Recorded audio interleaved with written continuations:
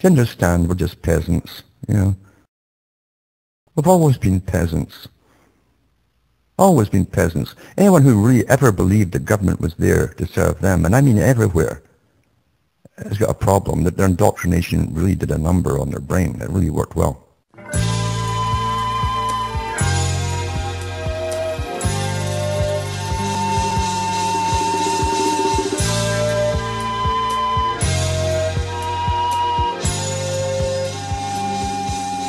Hi folks, I am Alan Watt and this is Cutting Through the Matrix on 21st of June 2015. As many of you know who followed me since the 90s, I've talked so much about the various controls and manipulations worked out to put upon society in such a way that the public are unaware that it even happens to them. Most folk simply adapt without questioning why. Often, in fact, they're so busy and worrying and scurrying and working and so on, they don't have time to really ponder why things are happening in all different directions to them, which all affect them. For instance, they'll accept that prices go up naturally every year. They accept this without thinking why. Very few people even ask what money really is, the concept of money, and fewer actually ask who controls it. As long as it's there, they'll keep on going the same way as always. As long as you can buy your burger or coffee or whatever you buy with it, then most folk are quite content to simply not question it. And it's the same with most things out there. But when you look at the big manipulators, we've always had manipulators up through history working upon society for kings and queens and so on. It hasn't changed today, even though it's in governments. Now it's super manipulation with psychologists, behaviorists and so on, all involved in working out how to put things across to the public to get them to behave or change their behavior in a certain way to suit those who rule, without the public even being aware as to why they're adapting to it and even altering at all. Things happen almost unconsciously to them on an unconscious level. And I think Jack Zellal mentioned quite a few times that most folk don't reason through things. They don't think through things. They come across the media to them. They hear statements. It's kind of like 1984 when the price of chocolate rations is up and it's actually down, things like that. They don't question anything. They simply get these little factoids dished out by the authorities. And the media, it really is part of the authority structure. Why would you question it? Why would they be lying to you? Why would they even be conning you? But that's the last thing most folk think about, because it's there when they grow up. It's there from as long as they can remember, from their earliest years. Their parents never question it, and they adapt and basically accept the same way of looking at life in general as their parents do. Plus, they're too busy running, scurrying, and trying to get the carrots that's offered to them if they just work hard enough and so on. That's very simple. But those, once in a while, you get big manipulators who understood the techniques of controlling people without the people being even aware that their behavior was being modified, done through the ages. And you find that in the writings of Francis Bacon, for instance, with the various writings he wrote for the king on how to control the masses and use them and so on, and never let them know why things were happening, etc. You find it with Machiavelli, of course, who basically wrote his own resumes, you could say, and would give them to different kings and queens on being an advisor, a top advisor to royalty. Today it's a much more perfected art even than that, and that was pretty perfected back then. And we have occasional ones that pop out. Most of them don't pop out. They don't want the big guys at the top who really understand how to manipulate society. They don't want them writing their books. And so they're so well paid that that's their reward for doing their manipulations behind the scenes. Once in a while you'll get one popping out who's got a tremendous ego and can't help themselves. And you find that, for instance, Edward Bernays wrote his various books on propaganda and techniques of manipulating the masses because he worked for quite a few presidents in the US. He worked on creating the Consumer Society for America on behalf of very rich corporate clients to get them to buy the right products. And he said, rather than live on your name, your family name, who created the lawnmower, wherever it happened to be, and rather than tell the consumer why they should buy it, and you'd show the good materials it was made of, excellent workmanship, guarantees, and so on. That's how people used to be. But once they brought in big shareholders into family businesses, now you've got hundreds, maybe sometimes thousands of shareholders who want a profit every year from your company. So you make things cheaper and cheaper, and they overcome any sales drop. They actually get more sales by advertising in a different fashion. They sell a dream, like cars. They show you a car on a lonely road. Well, good luck to you if you can find one. And that's how the technique is today. But Bernays was a master. He already obviously knew. He didn't pick it up as he went along. He obviously knew and was trained from a very early age, probably from childhood, for his role in society. And he knew how to manipulate the masses. He knew the masses of people, the consumers and so on, and voters, didn't think too deeply on things. They accepted others' opinions, experts' opinions. And so the experts are simply created for you to follow. And they spout what they're told to spout by their bosses, and experts do have bosses, by the way. And everything is politicized, even science. So don't ever think that science is purely out there to find things for knowledge, truth for knowledge, and so on. It doesn't happen that way. Everyone's got a funder, a sponsor, and so on in those fields.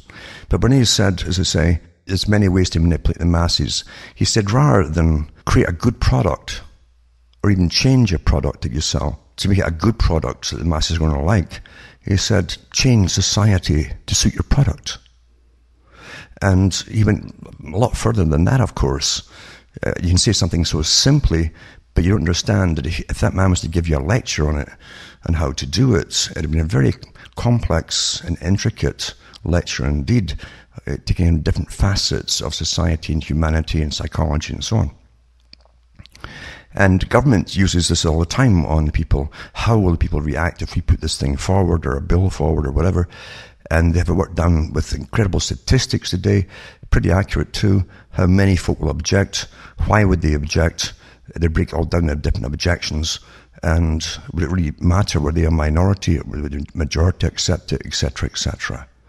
Today, in fact, they don't even bother telling you in some country like Canada about what's really happening to your future. They don't tell you.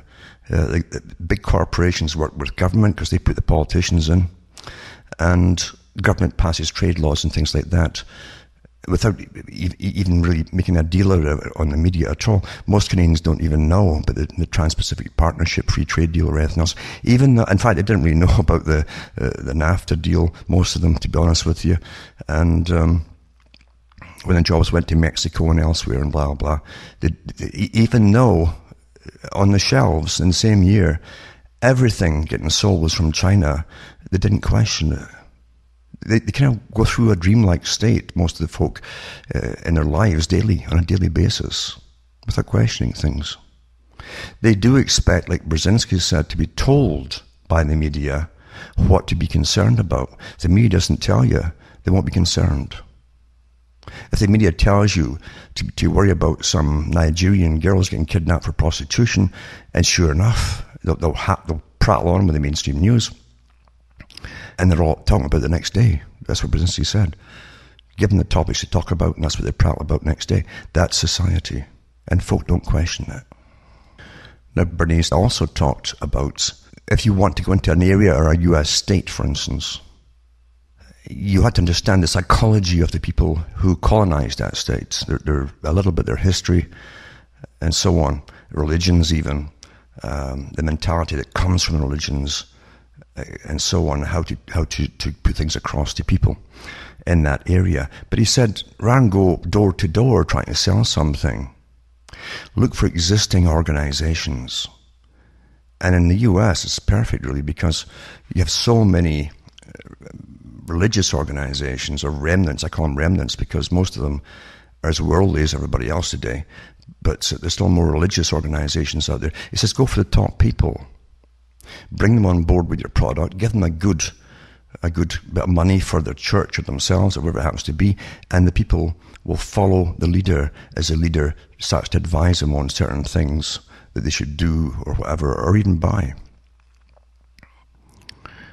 And that brings me on to this particular topic today. And to preface that, I'll mention that when George Bush Jr. was in as president of the US, he was advised by his cabinet, or the guys around him in the Congress, his advisors, who were all neocons, and you have to understand what a neocon is and why a lot of the wars are on today. But anyway, he was advised to get all the top Christian leaders, the big evangelical types, the big followings on, and bring them in. And they went to Washington, D.C., they paid their way and the whole thing, flew them in, and wined them and dined them, and told them to be on board. And why they were fighting. This was a religious type, that's what he told them. It was a religious type war. They were fighting in the Middle East, and it was basically a sermon that were given by the president and his top advisors as to why they had to get on board and try and get their congregations on board. That was in the mainstream newspapers, in fact, at the time. So again, Bernays' technique, go for leaders.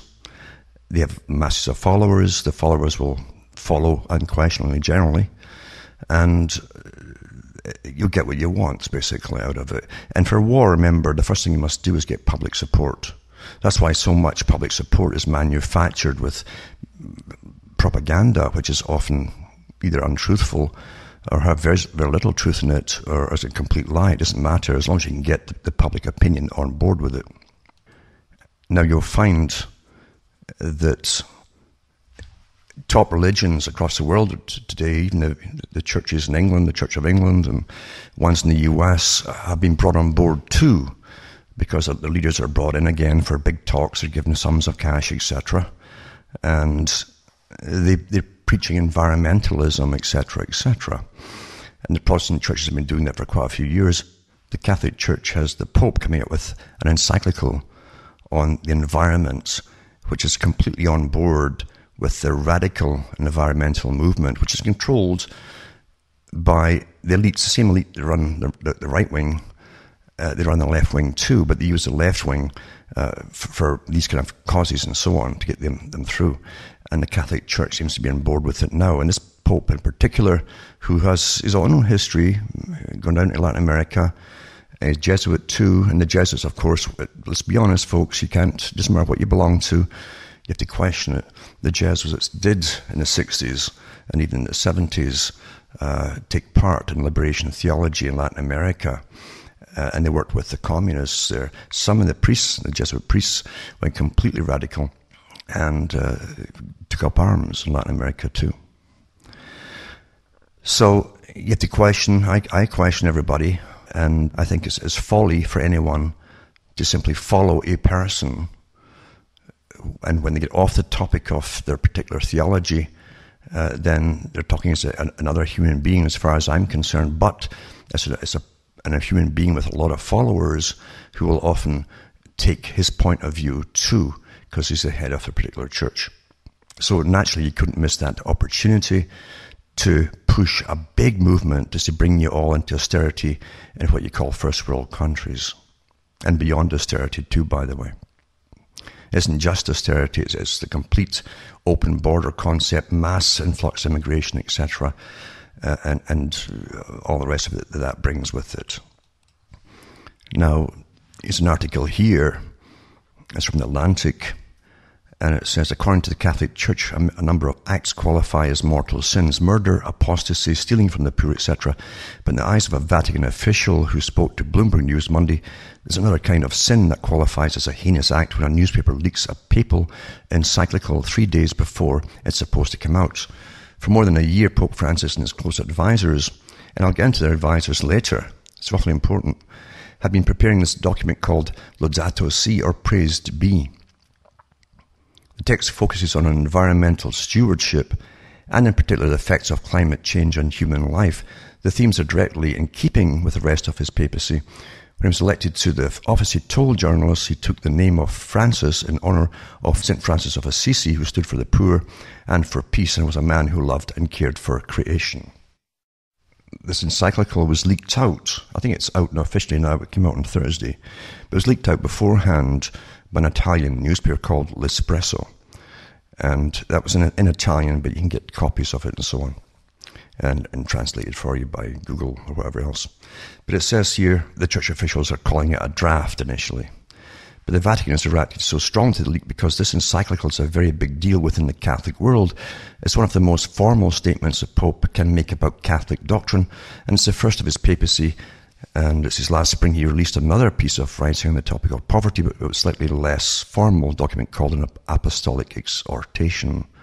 Francis chose a theme that's long been a focus for pontiffs, and they go through to some other ones who mentioned it so many times, it says. But says this is the first instance in which the environment has been a topic of an encyclical. No pope has ever issued a statement about the environment on this level of document. In the draft version of the document, the Pope makes a strong case that humans are at fault for the degradation of the environment. Now, he's completely tied in with anthropogenic climate change and so on. That's where it's all going. He also goes on to say that numerous scientific studies indicate that the major part of global warming in recent decades is due to the high concentration of greenhouse gas, emitted above all because of human activity. Now, as you know, he's talking about CO2 and all the rest of it, but basically, the major thing is carbon, is carbon basically, and CO2 is a trace gas in the atmosphere. But as his thinking, the environment connects with other major themes of his papacy, including care for the poor and importance of human life.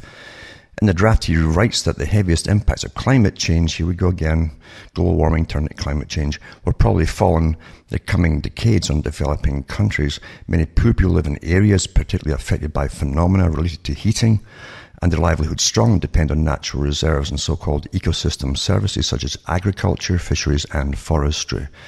Now, you better think about this, because when all this comes in and you have austerity taxes called basically carbon taxes, energy taxes, and so on, and you live in Canada where you're frozen for a good half of the year sometimes, especially where I am, if you want to end up paying fines or fees, basically, just call it what you want, on what you're using for fuel to keep yourself alive, then it's going to be disastrous. It's disastrous, absolutely, for the people. But it's all planned that way too.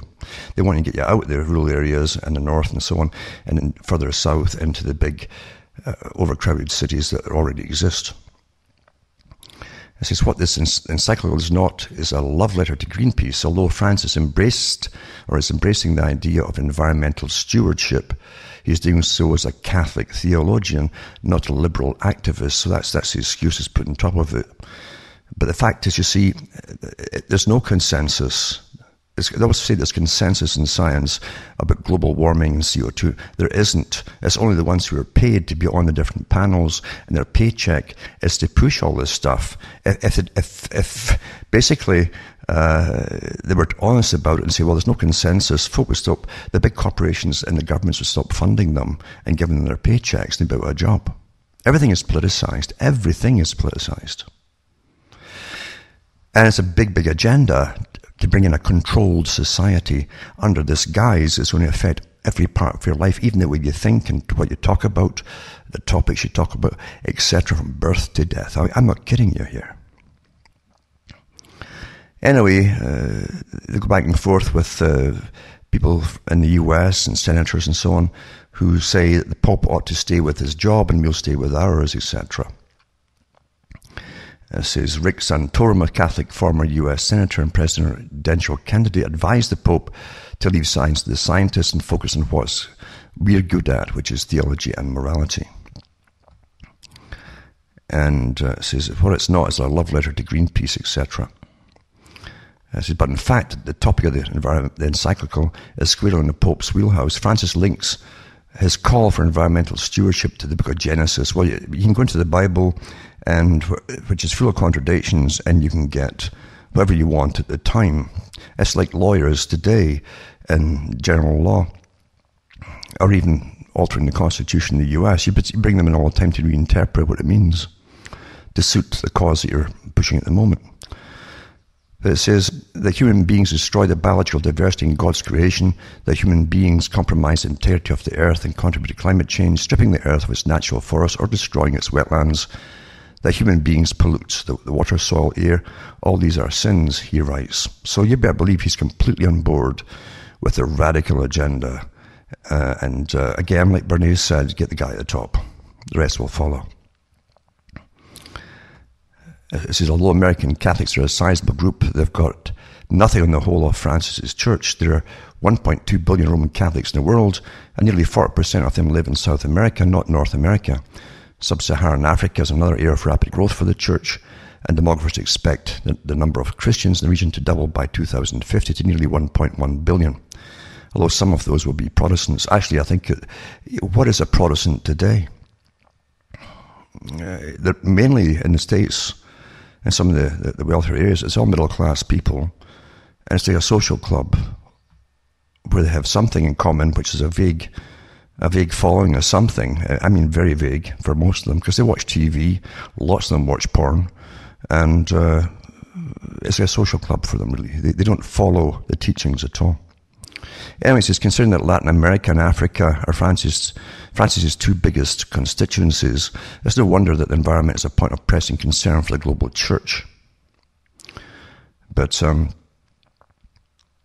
that's just one article on it. There's another one here too, and it says, Pope Francis will this week call for changes in lifestyles and energy consumption. So it ties into this one cause.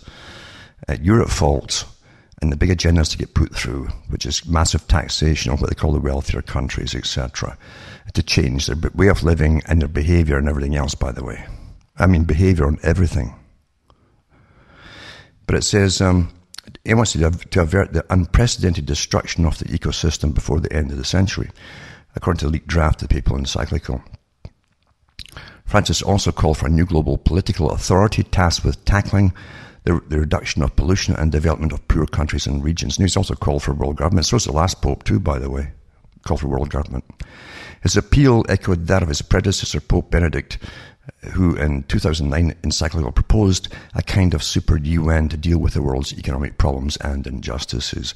The old agenda, which is still pushed at the very top today, world government run by faceless bureaucrats who are paid and put in, along with their politicians, if they have any of them at all, by the richest folk on the planet. That you'll never even hear their names, most of them. According to the lengthy draft, which was obtained and published by Espresso magazine, the Argentinian Pope will align himself with the environmental movement and its objectives, while accepting there may be some natural causes of global warming. I guess they don't think the sun causes it. The Pope will also state that climate change is mostly a man-made problem. And it says here, it says, humanity is called to take note of the need for changes in lifestyles and changes in methods of production and consumption to combat this warming, or at least the human causes that produce and accentuate it. He wrote in the draft, numerous scientific studies indicate the greater part of the global warming in recent decades is due to the great concentration of greenhouse gases given off above all because of human activity. Now remember, greenhouse gases too, a lot of it's just water in the air. It's water moisture in the air. And if you get any heating at all in the summer, that's why it gets more humid, for instance. That's part of the greenhouse gas as well.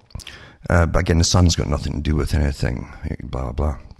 The Pope, it's amazing that the sun's not even factored. Neither is the geoengineering program that's been going on daily in first world countries since 1998.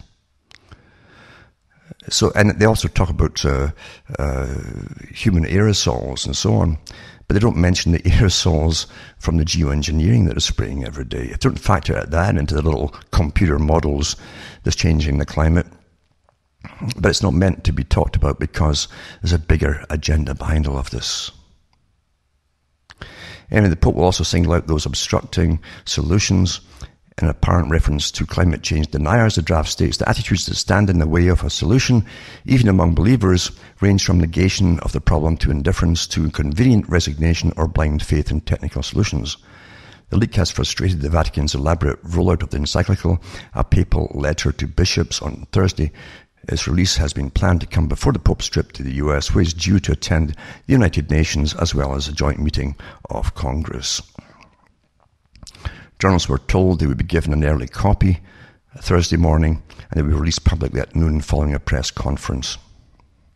and so on and so on. It's Cardinal Peter Turkson, who wrote an early draft of an encyclical on Hans Joachim Schellnhuber, a noted climate scientist in Germany, were expected to attend the press conference. You should look at these guys' histories, it's quite amazing.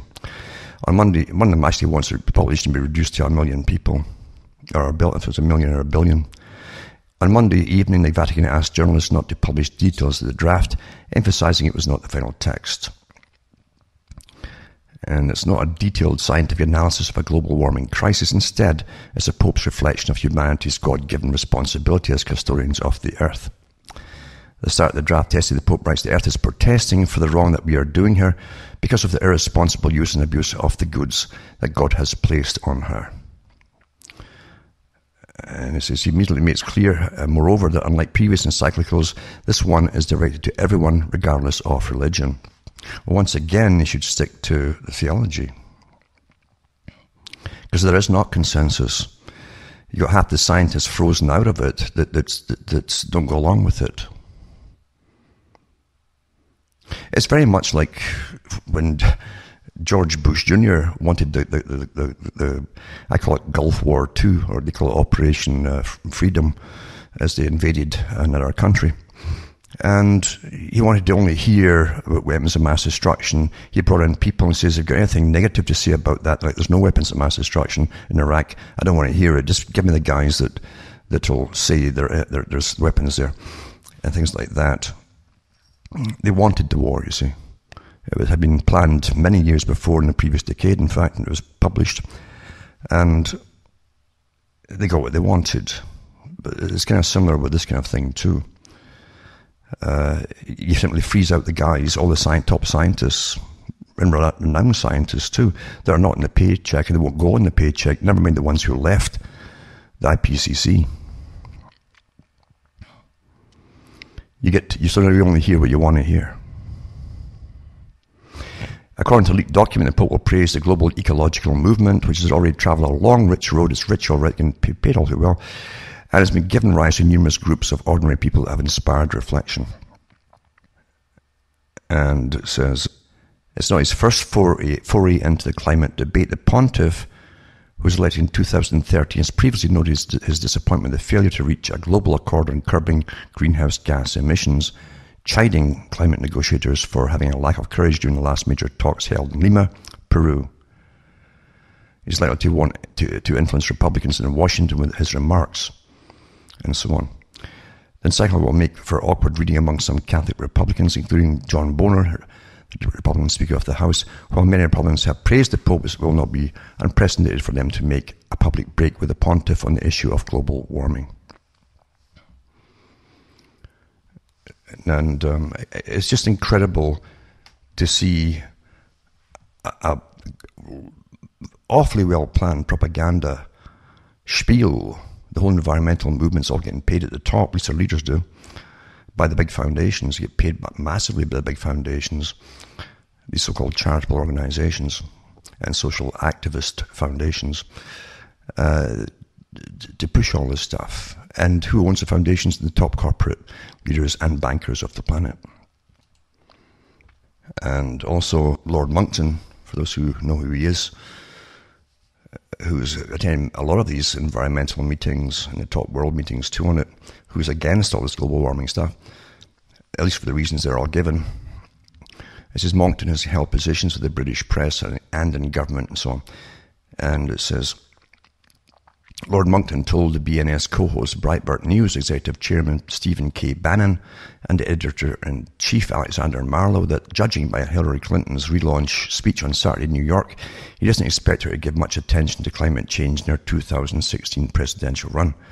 The topic of climate change is beginning to smell like a kipper, that's a smoked fish, of course, that went bad behind the radiator and has been there too long, Monckton jabbed. I don't think they're going to play this very big. Obama's done it because everything else he's touched has failed. No, it's much, much bigger than that. There's a massive agenda to change society for total control, as I say, from birth to death, in a new type of economy, a new type of why you're even here, what your function is for the state or the world state. Monckton believes that Obama administration is spending vast amounts of money on trashing their own economy by driving every steelworks and aluminum works overseas by not allowing the development of the XL pipeline, interfering with fracking and establishing a war on coal. He contends that all of this has had catastrophic effects on the jobs of the very people that would be foolishly voting for Hillary Clinton in 2016. And it says, Monckton explained that if one looks at the book of Genesis, because this is what Pope Francis is on about, with dominion over the earth comes responsibility, and heroes of the church like St. Francis of Assisi, etc., etc. It's always been part of the established Catholic social teachings, nothing new in any of that. But what happened was a communist managed to get control of the pontifical academies of science and social sciences, and that communist was Bishop Marcelo Sanchez Sorondo. He says, according to Monckton, Sorondo is an out-and-out Marxist who declared that climate change was useful to Marxism. But remember, I know by studying an awful lot, the Marxism was funded and set up and controlled by the same one group. There's three groups. The one at the top of the pyramid that controls either side, you see. Of the triangle, I should say. Monckton said that Sorondo could care less whether climate change is true or not. He ignored information of the Vatican's most influential scientists, demonstrating that global warming was more theoretical and empirical. Francis, who was brought up in the communist tradition of liberation theology in Latin America, encourages Sorondo. Previous popes like John Paul II and Benedict believed you had to let skeptics have their say. Pope Francis, Monckton argues, let Sorondo dominate his head exclusively. Monckton further explained that Francis is influenced by extremist Professor John Schnellhuber, founding director of the Potsdam Institute for Climate Impact Research. It's a massive institute, basically, completely funded by the big boys to get this agenda through. So everything they're going to say is going to be that humans are bad, humans are bad, humans are bad. And that's who is advised. That's one of the advisors to the Pope, but so is that other ones I've mentioned before, the other top ones from the US as well. Anyway, it says this particular Schnellhuber, who said in 2009 at a climate conference in Copenhagen, if we let global warming continue, 6 billion of the 7 people on Earth will be killed by it. Now, they want to get rid of us anyway. Monckton said that Schnellhuber, it's actually Schellenhuber, it's spelled wrongly here, will be standing by the side of the Pope Francis when he announced the encyclical next week. The influence that this guy may have had over the papal letters worries Monckton. The fact that he will be there next to the Pope suggested Monckton that Francis is thanking him for having written the climate portion of the encyclical. That's another one. And this article goes on about it. There's quite a few I'm putting up tonight because it's interesting. And you can't get a whole story unless you piece them all together. You understand? That's what most things today. This article says Pope's encyclical could have a huge wear on climate change talks. And it says here that he's another big player who's the other main advisor. I mentioned him quite a few times over the last month or so. We look to Pope Francis as a great moral leader for all humanity, all people here from every walk of life and every religion. His encyclical will make a huge difference.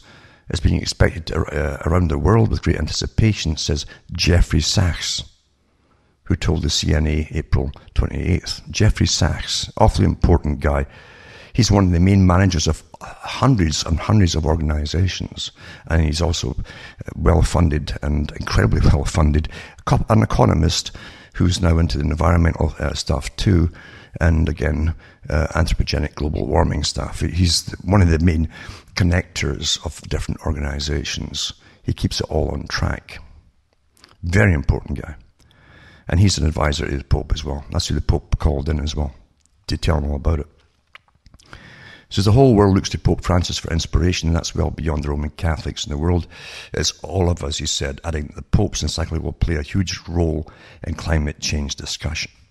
Then they go on to tell you a little bit, just a little bit about Sachs. I don't want to retell you all about him, but Sachs is the director of the Earth Institute at Columbia University and a special advisor to the United Nations Secretary General Ban Ki-moon, who was present in Rome for a one-day summit on climate change and sustainable development hosted by the Pontifical Academy for the Sciences. It's called Protect the Earth, Dignify Humanity, etc. The summit itself, that's the name of it. Anyway, all these top guys, the coordinators are there, the ones who are all on board, actually who help to spearhead it all, because they're funded by their bosses to do it. And these are the guys the Pope called, and he didn't call in anybody else or all the other top scientists who don't go along with all this. Didn't call it in any of them as far as it says here in these articles. But it says here, for Sachs, who's also a member of the Pontifical Academy for the Sciences, he's into everything, this guy, the context of sustainable development in the encyclical is very helpful in creating a holistic framework that builds economic, social, and environmental awareness of the need to take care of the world in which we live. The economy, he said, must work within a moral framework meaning one can deliver for the human good. Well, if they made decent stuff that wasn't designed to bust and cost a fortune on spare parts, if it wanted to last at all, yeah, you could say that. But the corporations that are all for this and all on board with this have a different agenda. And believe you me, you have no idea what it's going to be until it's really all put in place through law. Anyway, and this makes the church's message very important for the entire world. Although an economy can be considered successful if it multiplies, the moral framework that ensures the economy is serving the common good is frequently lacking, Sachs observed.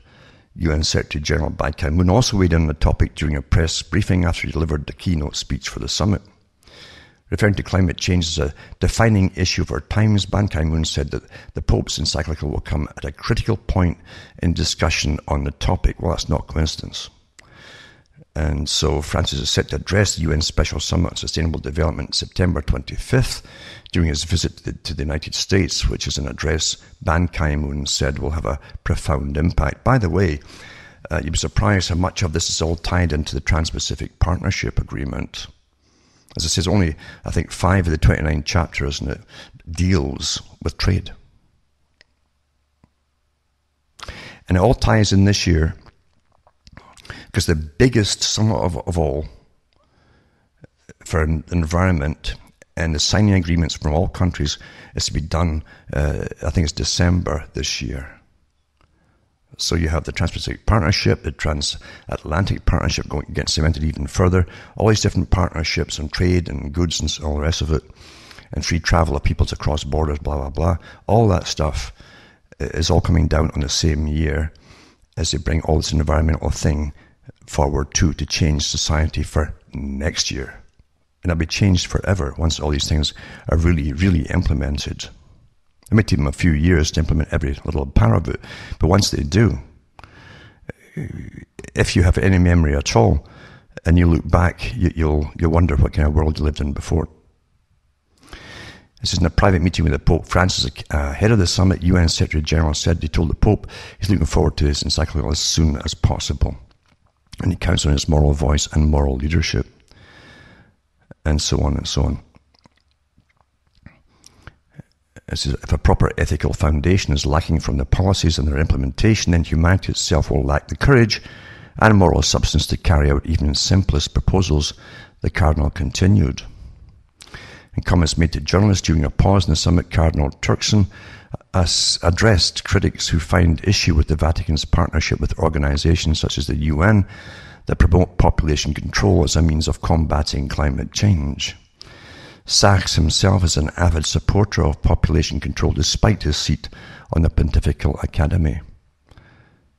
You better start thinking who's at the top of things, folks, and I don't care what you believe in. This is not an attack on any church. Getting back to Bernays, don't try to convince all the people. You can't convince them all, but they will follow a leader. Get the leader.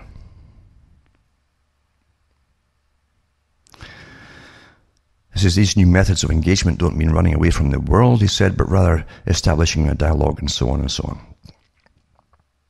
So there'll be a lot of in and outs and infighting and outfighting, and a lot of covering up, what the Pope said too, by different agencies too, as you find with all things today in all politics as well.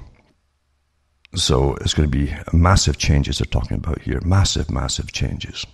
Now I'm also going to put up the leaked document. I don't know if the other one is really out yet. It's supposed to be out on Thursday, but I haven't seen it so far. But it says here, and what's up with that? To get the full copy of the Pope's expected climate encyclical leaked with the translation selected in the particular article put up on the website cuttingthroughthematrix.com. But it says here, he points to the paragraph in particular, mostly translated by Google, so there might be some mistakes in it. because it's in Italian. It says, for poor countries, the priority should be the eradication of poverty and social development of their inhabitants. At the same time, the scandalous level of consumption of certain privileged sectors, that's all of you in the first world countries that pay for all the rest of the world, is that of their population must be considered and better counter corruption. Of course, they must also develop less polluting forms of energy production, but for this they have need to rely on help from countries that are grown much at the expense of polluting the planet today. Direct exploitation of abundant solar energy requires that you establish a mechanism. By the way, I mean, where I am in Canada, especially now with geoengineering, if every sunny day you're going to get about 4 or 5 days of completely overcast and rain because of the geoengineering they're doing. So you aren't going to get all the, even infrared doesn't, believe me, that the clouds do cut out a lot of infrared. Even though a lot of the advertising says, well, yeah, it still goes through clouds. No, it really vastly reduces it. So that's not going to work here, maybe in California. But it says here that the direct exploitation of abundant solar energy requires that you establish mechanisms and subsidies so that developing countries can have access to technology transfer. In other words, once again, with the old con, the first world countries, well, through the IMF and through various development banks that all are part of the government working with IMF and the World Bank itself, will be taking loans out in order to buy the international corporations various things for creating power, such as solar and wind and all that, and we will be paying for them to be established and put into these third world countries. It's beautiful. It's work and massive profit for the big corporations as well. Why do you think they're all on board with this? I gives you rough translations. They say the climate is a common good. Well, no one's going to deny that if they would just leave it alone. It says the climate is a common good for all and for all. It globally is a complex system in relation to many conditions essential for human life. Well, that's not rocket science. And it says, section 20 says, presence of a worrisome warning of the climate system. In recent decades, the heating was accompanied by the constant rise in the sea level. By the way, that's all been debunked by other top scientists, often with many more credentials than the ones who run the IPCC, and the rest of them who are all involved making their living on this incredible living, and who've physically gone and done physical checks year by year at the sea level, and it's not rising. And it says, and is not also hard not to relate it to the increase in extreme weather events, regardless of the fact that we cannot attribute a cause scientifically determined at each particular phenomenon. Humanity is called to become aware of the need to change lifestyles, production and consumption to combat this heating or at least the human causes that produce or accentuate it. It is true that there are other factors such as volcanoes and the variations of the orbit of the Earth. No kidding, oh my God, they've actually made a breakthrough here. The solar cycle, etc. But numerous scientific studies indicate that many of the global warming of recent decades is due to large concentration of greenhouse gases. And they don't mention that see many numerous scientific studies. What about all the numerous ones that say this is not true? They're not even considered. Because it's an agenda. Back to George Bush again. Only bring me the folk who will say there's weapons of mass destruction to justify this war, to get public opinion on board. So I'll put this article up too. You understand too that those who control consumption down through history have done so to reap massive profits. Massive profits. And if you have hungry bellies, believe you me, you'll do what you're told. And if all your spending money is going to pay various cons across the planet for the big international corporations, and you're paying energy taxes and everything else for everything you purchase, including your food and your heating and so on, you'll be lucky to be alive at all, actually, by the time this is all finished. But anyway, I'll put this article up as well. One more is from Reuters. One of the speakers slated for the Vatican rollout of the long-awaited papal document on climate change once said the Earth is overpopulated by at least 6 billion people. The teaching document, called an encyclical, is scheduled for release June 18th. The political left is hoping for a document that ties belief in global warming to a religious obligation. Well, they're both based on belief, right? Climate skeptics have already started criticizing the document. And then they go on about the choice of Professor John Schellnhuber, founding director of the Potsdam Institute for Climate Impact Research. It's kind of like bringing on board the devil to tell you about hell, isn't it? Because that's the devil's belief too, isn't it? That's his domain. What else is he going to tell you about how great heaven is?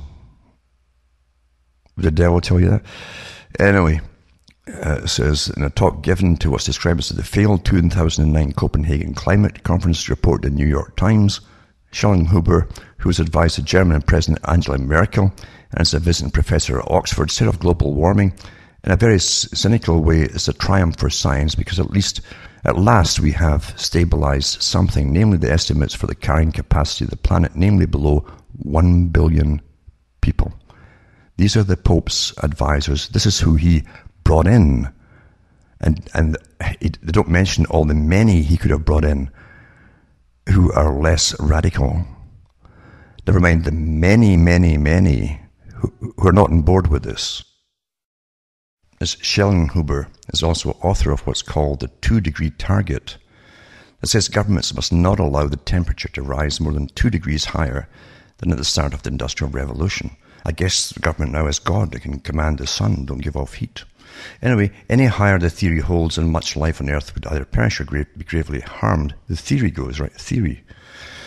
To deal with climate issues, he's also called for an Earth Constitution that would transcend the United Nations Charter, along with the creation of a global council elected by, listen to this joke, all the people of the earth. Anything to do with anything today, the general public have no vote whatsoever. Elected by all the people on earth, and a planetary court, a transnational legal body, lawyers again, open to appeals from everybody, especially with respect to violations of the Earth Constitution. The Constitution of the Earth, you see. So it's amazing.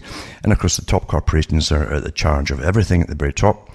Not at the very top actually, there's guys above them who own all their shares in the corporations. And the controlling interest shares, that is. And that's how it really all works in this system today.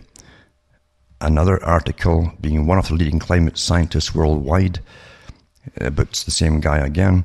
He provided advice to, for instance, the President of the European Union Commission, Jose Manuel Barroso. It says here, this is Schellnhuber again. It says in 2007 he was appointed Chief Government Advisor in climate-related issues during Germany's EU Council presidency and G8 presidency. Remember, you folk of the earth never got to vote on any of this stuff either. The EU Council presidency or the G8 or any of the things that they pass, or the Trans-Pacific Partnership or IMF, the creation of... You get asked about nothing, folks. Anyway, he's a member of the Climate Change Advisory Board of the Deutsche Bank, so he's all working for the bankers, and chair of the governing board of the European Institute of Technology's Climate Knowledge and Innovation Communities. Isn't that a wonderful term, eh? Qualifications in mathematics and physics, doctorate in theoretical physics, everything he says is theory, from the University of Regensburg and so on. And it goes on and on and on and on about all these wonderful accolades and so on and stuff and awards have been given. So he's a big, again, coordinator for the masters, and his job is to run all the thousands of organizations and coordinate them all into the same direction. You see, that's what he's out for. That's just like Jeffrey Sachs as well. Same idea. There's quite a few of them. I'll put these links up tonight, as I say, and you can read it for yourself. It's quite interesting, in fact. The other advisor, one of the other advisors that the Pope had, was another far lefty communist one. In fact, some people have actually said he is communist, in fact, like Monkton said so, and that's Marcelo Sanchez Sorondo. I'll put his link up tonight too. But when you look at all the different articles he's written over the years, all the things he's attached to do with various sciences and all the rest of it, outside his particular, his own science of philosophy and so on, he's into all the global warming stuff too, of course. But when you look into it, it's all the stuff at the United Nations, the papers he's put out in the past. He's got science for survival and sustainable development, and all these kind of things too. A social dimension of globalization, science and the future of mankind, and on and on it goes. It's just amazing. Globalization, ethical and institutional concerns, globalization and humanity, the new approach on ethics of sciences, and the challenger of sciences, and stacks on more on globalization. It's just incredible. I mean, the guy should literally be out of the Vatican and simply sitting in the United Nations. Maybe he is, for all I know, like these days, as they all work together. And but I'll put all that up too, and you can understand, when you really understand things, or you're studying to understand anything, this dry stuff you have to work through and plow through to get the right picture of things. You don't go off into the UFOs or aliens are behind the whole thing, things like that. It's much easier to go off into imagination. It's more enjoyable too. But the fact is that the facts are pretty dry, but they're all there for you if you care to look for them. Another article too has to do with the Trans-Pacific Partnership. I told you it would all pass. And there was holdouts for the first time in the US Congress, and the holdouts always hold out for more bribes to be offered to them to go along with it, and promises to get up in their career in politics and so on. That's why they hold out. That's the standard stuff. You have career politicians today, folks. They're not statesmen, haven't had statesmen for probably a couple hundred years. But it says here, fast-track authority for Trans-Pacific Partnership trade passes the House. And congressional procedure is fun. It says, whereas bills giving Obama fast-track authority to send the Trans-Pacific Partnership Trade Pact to Congress, where they will have to give it a straight yes or no vote with no amendment, have passed in both the Senate and then today. Well, again, that's the people speaking, eh? Most of the folk don't even know what's going on. They've never heard of it. In fact, I've got an article from Canada, and they did a poll test. And polls are always fudged one way or another, but the thing is, it says most Canadians don't know what it even means when they're asked what it means. They have no idea, because Canadians are even better behaved, actually, and leave the big important decisions, who's running the world and themselves and their future, to people who can come out of the special wombs, you know, the professionals up there in that big, strange, amorphous mass up there that they can't really understand. This is the second time in a week the House has voted to approve the controversial fast-track bill. On Friday, the House voted again in favour of the fast-track, which would make it easier for Obama to complete a sweeping trans-Pacific trade deal. Obama's just a front man too, folks. These trade deals have been going on for years, and it's a CFR agenda, it's the Royal Institute of International Affairs agenda, and going way back into the 1800s, it was a Lord Alfred Milner agenda. He created the Royal Institute of International Affairs and the CFR. It's never changed. And it says here, this article here quotes some other articles from The Hill, for instance, the US, The Hill, and politics, to tell you what's going on. And it's quite interesting to see what they say about it. But again, too, it's a done deal. It was a done deal before you ever heard the term Trans-Pacific Partnership. It's a done deal. It doesn't just come up over a matter of weeks and get worked out on the spot. These things take years to prepare and work on. But this article here about the Trans-Pacific Partnership is from Brian Doherty. He's a senior editor at Reason magazine and author of Ron Paul's Revolution, the man and the movement he inspired.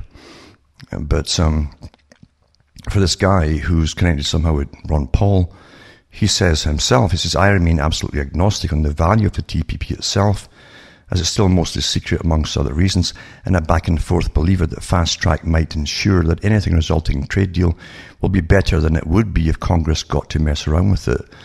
And he says, I remain a 100% believer that rather than highly negotiated and lengthy and complicated trade pacts, we should just make it easier and cheaper all on our own to allow American citizens to buy goods and services from whoever we want over the globe, no matter what our governments choose to do to make their citizens' lives harder. Well, it's getting harder and harder because of the free trade deals to start with. And I have heard Ron Paul in the past say that he was all for globalization too. So, you know, take your heroes, they're all supplied to you. I don't take heroes, and I don't care who is presented, whether it's religion or anything else presented to the public. As I say, be careful of who you're following, because you're generally led down the garden path. You're following the way you're supposed to follow because your masters have predicted that you would by the way you've been trained, rather than just allowing you to think for yourselves.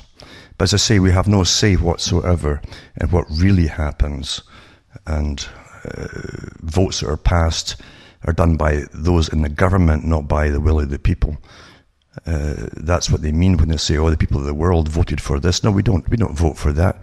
Politicians do, and they obey the masters who put them in, and it's not the general public, as you well know. Another deal that just got ratified there, and again, Canadians know nothing about it, is to do with the Canada-China Investment Treaty.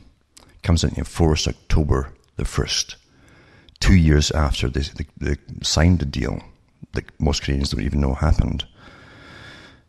But it says Ottawa confirms it's ratified a foreign investment treaty with China more than 2 years after the controversial agreement was signed, as the CBC News first reported Friday. It cements investment to provide for the protection and the confidence of Canadian investors, so the big investors are okay. It says as they need to expand, grow and succeed abroad. And then it says agreement with China signed 2012 initially provides a framework for legal obligations and rights that would enhance foreign investment, mainly into Canada actually. But anyway, it says here the National Democratic Party, who has left a few steps, left marks, issued a statement saying the agreement will give China's state-controlled companies the same protection. This is true. Remember, China is still technically a communistly run country with a Politburo who runs the country. State-controlled companies of China given the same protection under the law as, say, private Canadian companies. This is, in effect, it will give China access to and control over some of Canada's natural resources, that's land and everything, for the next 31 years. This is NDP trade critic Don Davis put forward a motion in the House of Commons April 22nd, 2013, calling the government not to ratify the agreement, and the motion was defeated. So that's it. Everything that happens on a big scale is done without the public's consent. Mind you, you would need a dictionary of all the terms used such as the APEC summit and things like that. For most folk to even know what they're talking about, FIPA and all of these things. You need a dictionary now for the general public to understand if you're even going to have a discussion with them, where you could open the darn thing up and say, read that and read that and read that and read that. Because otherwise you have no idea of the massive superstructure that's above what you think of as your national governments. And you can't really keep up with all of it naturally, but we're all affected by all these agreements that are done by private corporations abroad, etc., international corporations who also put your politicians into office by giving them the cash to run in the first place. And also the media, which is definitely an arm of government, tells the public what to think about anything if they mention these big things at all. Generally, they don't bother mentioning them anymore. They don't want you involved. They don't want you to even know about it. Just go and play like little children because it's too complex for you to understand. You're too simple. And if you do that, then we'll all get along just famously. That's the technique that's used today. We're distracted with stuff that don't really affect our lives at all, and it's sad. Now remember, folks, you can help keep me going by getting the books and discs advertised at cuttingthroughthematrix.com. And you can donate as well for all the thousands of talks that are up there for free, if you want to. And you can also pay by PayPal, personal check, money order, Western Union, or even send cash. It's all the same. And that helps me tick over. So sorry for this hurried yap session I've had tonight, but I've been awfully busy. So from Hamish myself from Ontario, Canada, where at night it's going down in temperature-wise because of global warming to about 8 degrees above freezing. It's good night to me. Your God or your gods go with you.